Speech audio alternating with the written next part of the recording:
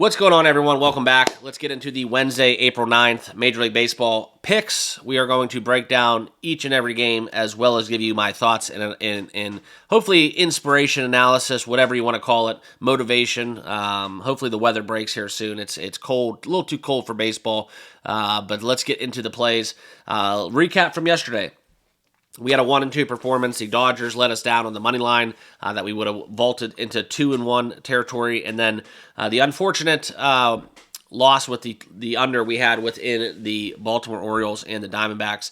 It was 4-3, and that's what the game finished as we had runner on third, no outs in the top frame of the eighth, where if we would have tied it up at 4, you're minimally going to be at a push, and hate when that happens. One of my biggest pet peeves in baseball, and nothing pissed me off more as a player, is when you're standing on, you get a double, lead off an inning, you're standing on second base, steal a bag, whatever. You're on second base or third base with no outs, and your boys can't get you in. It's the worst feeling in baseball, in my personal opinion. But that's just me. But anyways, I digress. Let's get into the plays. For those of you that are new to the channel, make sure you like, comment, and subscribe right down below as we will get into each and every game. And let's get this one going. It's a getaway day for a lot of teams out there. I think this is a very profitable total day, personally. There's going to be a lot of games, though, that do pound my alarm. Very fishy spots, very fishy numbers. We're going to take a couple, and we're going to stay away from a couple, okay? And for those of you that do take my plays, and listen to me every single day religiously, I appreciate you guys, first and foremost. But secondly, there is something to be said about the games that I stay away from, okay? And I think that's where I have a lot of enjoyment when I talk bad about a game, like, for example, yesterday within the Pirates and Cardinals. Everybody and their brother was running to the window to bet the Pirates and Skeens Day, Skeens this, Skeens that. I'm not a anti-Skeens person, but I just kind of look into kind of the numbers more so, and I can read between the lines more so from a baseball standpoint, and then apply that to the odds. And that's kind of where I stand when I do make my numbers and where I find the value. We're not going to win every bet, but there are bets that we do stay away from that, sometimes not printing a ticket is a victory. It's a small victory because you did stay away from a losing, venture. So anyways, let's get into the game. Cardinals and Pirates. Eric Fetty going against Mitch Keller. These are pitchers with 7+ ERAs. Okay. It's going to be cold. Wind's probably going to be blowing in off the river there in Pittsburgh. And that's kind of where we look at the 7.5. I think this is that fishy number. I don't understand why it's 7.5. The Cardinals have been an outstanding team to the over. Look at them on the road, especially when the number is around 8. They do exceedingly well covering that number in this spot. Yesterday, we did get over the total as well. I think the cold weather's keeping this number a little bit suppressed, but we're still going to play it because I think that there is something with this getaway spot, 12:35 first pitch, that we do see some more scoring. Sometimes it's just a weird, wacky rhythm, screws up the rhythm of the games in the series. So give me the over 7.5 Cardinals in Pittsburgh at -115. Next game, Mets Marlins. McGill's going on the bump. Outstanding start to his 2025 campaign for the Marlins, taking on the Mets. This is another one that is kind of fishy. I'm not going to lay the $2.25 there on the Mets money line, but you can see it right here on your screen as we look at Outlier. Okay. That's where we're going to see the Mets hosting the Marlins, and it's kind of one of those spots where the Marlins have been a little bit better than people expected, but it's still a scrappy team, but they're still pretty much abysmal when it comes down to it. We look at some of the metrics, but that's kind of where McGill, I expect him to have his way. I would look for McGill going under his first 5. I'm not going to bet this game because I think he's due for some regression personally, but I would look into potentially the Marlins under their total first 5 innings, and that's kind of how I would look at it if we were going to bet this game, but no play for me. 110 first pitch. Yankees-Tigers. Shout out to the Tigers. Great start to their 2025 campaign. Kind of the team that I think is one of the teams that has shocked me the most. 7-4 on the season, and this is where we've seen them do that with Skewball not being with his best stuff. And now they host the Yankees. I think that Fried coming to town, going against Flaherty, Very interesting storyline in this game. I was reading about it in the preview of this. One of the articles about the Yankees-Tigers. They were high school teammates, so now they square off in Detroit, Comerica Park. We'll see what happens. This is a game where I expect a pitching duel, but I'm not going to get in business betting unders within Yankees, and especially the way the Tigers are hitting the baseball right now. 7 is that total. Would not shock me if we go full game total over, but this is a clear-cut stay-away game for me. A lot of emotion. I don't bet with emotion or for or against, and that's kind of where I'm at. So this is a pass. Rangers Cubs. Shota Imanaga. Will he kind of have a Cy Young push? Sub 1 ERA, 2 outstanding starts. One, he did not go deep into the game, but he's been doing exceedingly well, hosting the Rangers, who are kind of one of my darlings right now in the markets. And here we see the total set at 8.5. I personally think that this is going to be something where we have the potential to go under that 8.5. I would lean that. I just don't trust betting unders with Rangers and Cubs. We did that yesterday, winning the bet, taking the over in that game, and that's where that went, I think, 14 runs. So that's kind of how I stand. It's at Wrigley. It's going to be colder. We're not going to lay $1.50 with Imanaga against this Rangers lineup, so this is a clear-cut stay-away game for me in this spot. All right. And I even looked for Imanaga possibly going under his out, but that market was not available when I was doing my pick. So that's kind of where I would look for a little bit of regression here. I think the Rangers could do well, but you do get that interleague mix up a little bit where the Rangers have not seen him. Might be a little bit kind of rocky first 2 times through the lineup. So I would kind of think that Imanaga does very well in the first 5, but outside of that, we're going to stay away from that Cubs bullpen.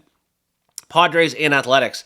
Let's go back to the moneymaker, okay? But we're not going to approach this from a side, from a total perspective. We're going to hit the side. I think that the Padres have lost, okay? 10-4 against the Athletics yesterday and winning 5-4 in that first matchup. I love the Padres. I'm not going to lay the team total like we've been doing a little bit. It's right now it's 5.5. It's not a good number, but this is where I think the Padres right now at a cheap price. A lot of respect for the Athletics in the market. I'm just going to be honest. We do get Beto. He can do some work. I think that the AAA ballpark they're playing in will dictate the pace of this game. A lot of scoring back and forth, but I do trust the San Diego lineup a little bit. Let's win this. All right, let's win this rubber match. And take down the Athletics here as the Padres got a cheap price, -108. I think that's great value, so I'm going to take the Padres here on the money line, -108 in this game as an official best bet. Next game is the Orioles and the Diamondbacks. We're going to go right back to it, guys. Over 9, -105, good number, good price, and I think this is something where we look at these pitchers and some of the betting splits, you can see the overwhelmingly amount of the handle is on the over. This is potentially one of my favorite plays of the day.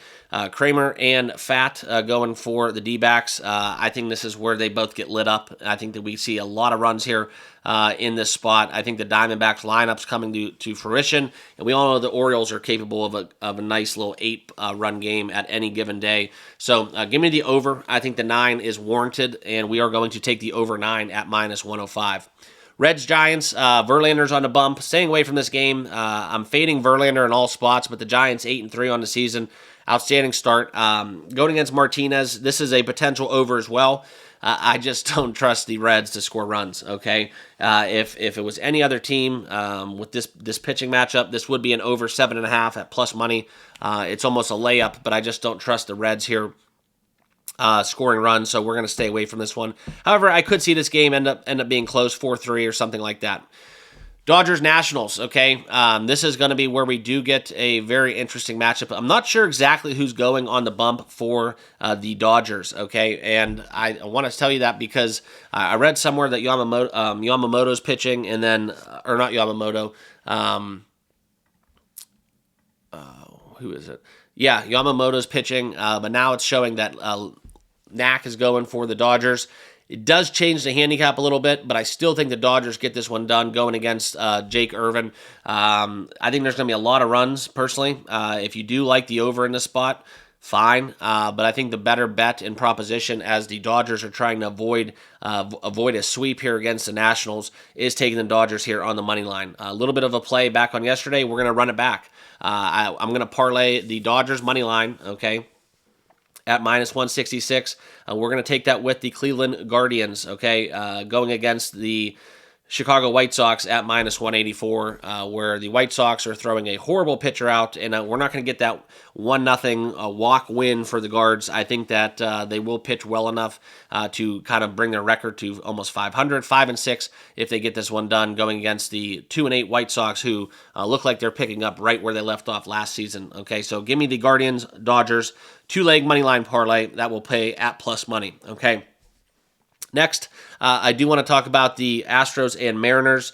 This is going to be a game where I think the Astros are ready to break out. I've been saying that for a while, and I think the market agrees with me. Hunter Brown going against Castillo. It's not the Castillo that we're used to, but this is where Hunter Brown, the Astros, plus pitching matchup for them, going in into Mariners, into their home field. Okay, so this is something where Mariners home unders have been very profitable throughout the test of time. I just think that in this spot, you have to back the Astros, if anything. It's way too cheap of a price for them on the road. We look at the totals, 2-1, 3-4. We're getting a lot of low scoring, and you see this total set at 7.5. You almost want to go under, but there is something to be said. I think the Astros break out in this game. I would lean Astros money line very strongly, and I think they do get 4 or 5 runs plus potentially in this game. All right, Blue Jays, Red Sox. Tanner Houck going against Gausman. This is interesting. Another good pitching duel that's hard to handicap. Okay, both of these pitchers.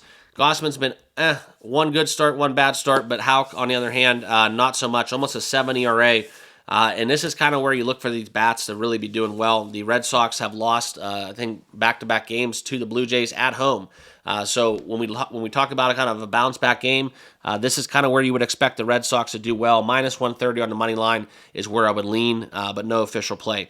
Angels, Rays, Pepio going against Kikuchi. Interesting.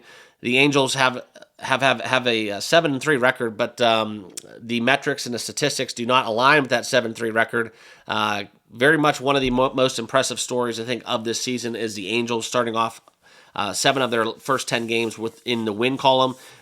You'd want to back the Rays at home with Pepio. That's just my play. It's not a strong play, but it's a price here, minus 138. I'm not going to lay, but that is definitely the side to be on. Okay, Phillies, Braves. This will take us to our next official play. We get Tawan Walker going against Holmes for the Braves. And one thing about this is it's a similar kind of situation that we're having in a lot of these games. They have lost 7-5, okay, last time out. And I think that the number's wrong. This is another one of those fishy games. Right now, Phillies plus 115 on the money line, okay?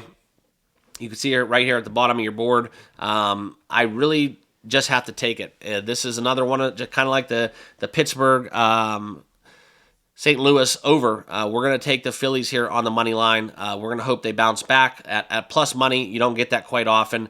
A lot of people probably are thinking that the Braves are waking up, but they're still 2-8 on the season, and the Phillies are 7-3, coming off of a loss. Give me the Phillies on the road plus 115 as one of my best bets. Okay. Final 2 games, we talk about Kansas City and the Twins. Not sure about this number either. I'm staying away from this one, but the Kansas City Royals at home have been very well, doing well. Seth Lugo on the bump, minus 104 on the money line. I don't understand it. Somebody help me why. But the Kansas City Royals, this is almost an auto bet for me at home at even money with their best pitcher going. But we're going to stay away from this one. Okay, it's just a fishy game. Would not shock me if either team won, but I think it's a very fair price on the Royals at home, and that's where I would lean. Brewers, Rockies, really want to play this game. Another game that almost made my card. 10.5. You're going to get those high totals at Coors Field, but this is where you look at the Brewers. They're hitting a baseball. Minus 140 on the money line. How do you not like that? It's almost a price you have to lay. Rockies are 2-8 on this season, and if we want to talk about kind of why I like this bet, it's going to be ways that I went into looking at how to bet it, okay? I just, Milwaukee's been getting it done, right? Winning 7-1 against Colorado, winning 8-2 against Cincinnati, 4 out of their last 5. I know that it's kind of shocking to see them start off like this in a way where they've not played the best competition, okay? You could talk about kind of the losses they had against the New York Yankees, But for me, guys, I think this is something where Milwaukee is starting to come into their own. That was when the Yankees had that crazy, crazy run. You take that away, guys, they're doing exceedingly well as they've won essentially 6 of their last 7 games. They're playing a bad Colorado pitcher. This is a very, very fair price, minus 140 on the Brew Crew, and it almost made my card. This would probably be the next game of it, where I didn't like the team total, but I would go Brewers minus 140 on the money line, okay? So that'll wrap it up. Those are my plays. If you guys want to know more, find me over there in the Discord. Appreciate you guys tuning in. Give me a couple minutes of your time. Just to run it back, the best bets of the day. We're going to go Cleveland and Dodgers moneyline parlay. That's going to pay a very nice plus money price. Over 7.5 Cardinals Pittsburgh minus 115 early. Philadelphia plus 115 on the money line. San Diego minus 108 on the money line. And Arizona, we're going to go over 9 at minus 105. And those are my best bets for the day. Good luck out there. We'll see what happens. Appreciate you all tuning in. Remember to hit that like button, hit that subscribe button, and we'll talk to you guys all very soon. Cheers.